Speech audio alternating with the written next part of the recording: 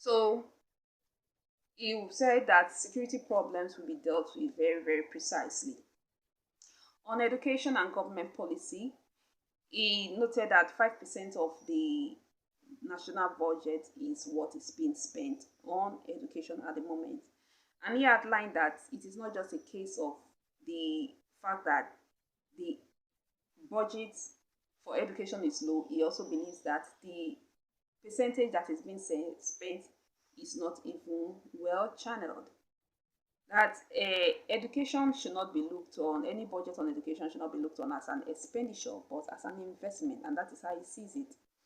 And that there should be an increase in the supervision of education investment. I'm not using the word expenditure again.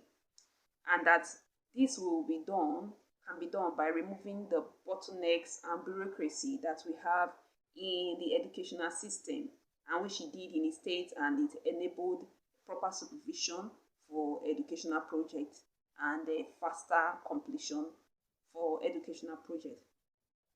He also said that in the last 6 years, 4.6 to 4.7 trillion has been spent in education. This is about less than the amount that South Africa has spent in 1 year in their education. And he said that agitation is a normal part of life. We have agitation between couple, between family, between community. And so agitation, in the way, they put about agitation in Nigeria. So as I said, Nigerians are being controlled by panic and fear.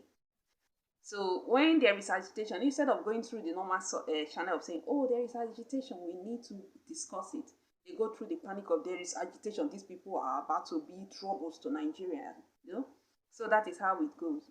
So when there is agitation, then it will be an avenue for fairness and justice to be enacted, to be established, and discussion, dialogue between people. Somehow, even though okay, let's leave that.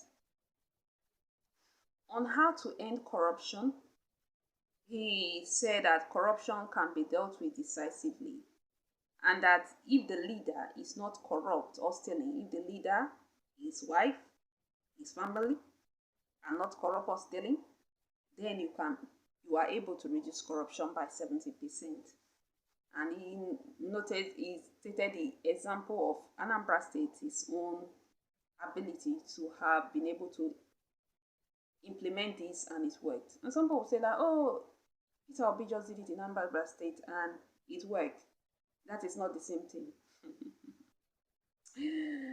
Let me tell you something. Everything even this vaccination and stuff like that, it is based on sampling. If you do a sampling, let me say the sampling of even any drug that is administered on billions of people, the sampling usually is not maybe more than 1 million. What is the percentage of 1 million to 1 billion that the sampling of drugs are effective? Now you talk about 36 states and you sample with one state, 1/36 is a higher percentage than your drugs and everything you are doing that's working. What was not sampled? Was it education? Was it justice? Was it the judiciary system? In his tenure as a governor, he sampled the judiciary system ability to work by contesting the unfairness of the declaration of his win in the election. He contested the educational system. He removed the bottleneck and bureaucracy. He contested the medical system. He built a teaching hospital. He contested everywhere. So the sampling of in Anambra State, and let me tell you, as we say, Anambra State is a place of businessmen. That is where you see the people that can act as the sample troublesome people of Nigeria are. And as somebody said to him, say you don't have Labour Party does not have a Senate and a House of Assembly seat. How are you going to? He told him, say I used a minority party to win in Anambra State, and it did not hinder me from establishing success. So it's happening again by the grace of God. So that's it. He said that we need to have a mechanism that ensures that whoever practices corruption grows through the rule of law. Whoever. Peter Obi also emphasized on the need of interaction with the masses, that it is very critical to listen, to learn, and to read. And he also said that anybody that knows everything is an idiot. So all you people that are speaking common sense, doing everything. Okay. He stated that the more you pull people out of poverty, the more you reduce criminality and anger. As we all know, an hungry man is an angry man. So we need to establish, he said it, that we need to establish hope instead of the ruling system in Nigeria, which is panic and fear.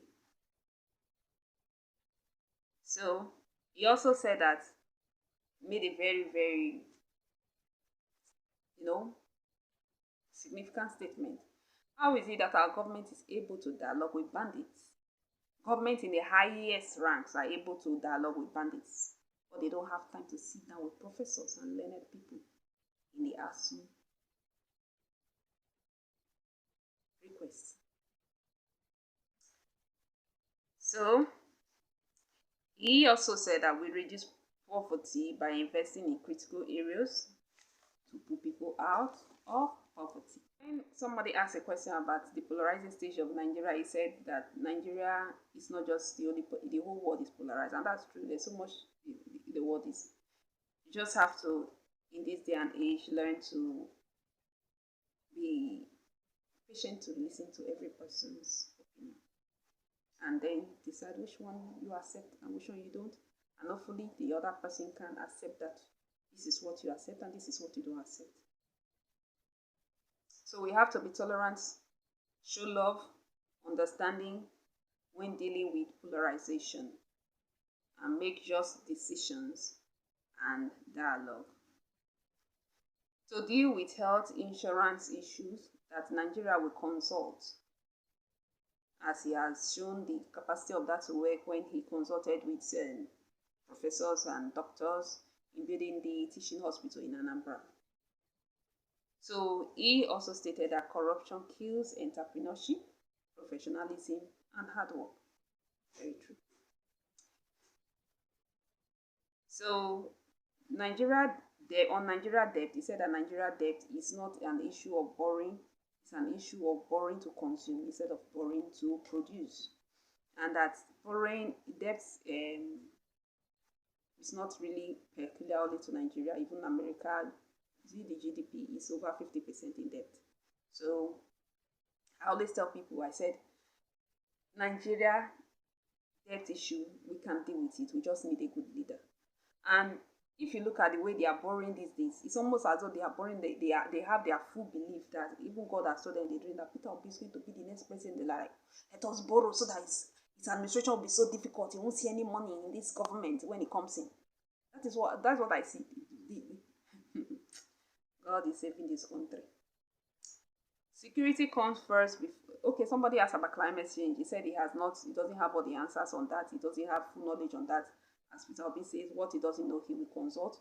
But what we know that in Nigeria, we need to ensure security first, because there's no need discussing climate change in a hostile environment that we have with Boko Haram saying that, doesn't say Boko Haram means Western education is wrong, and our government is just ignoring our Western education ASU on their demand. That is very funny.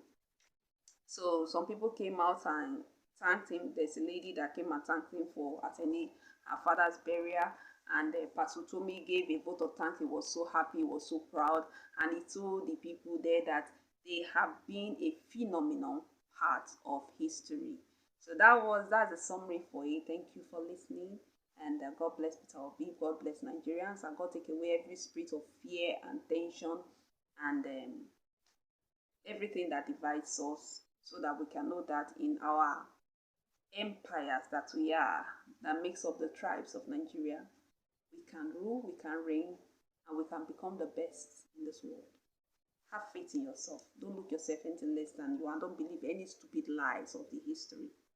Thank you.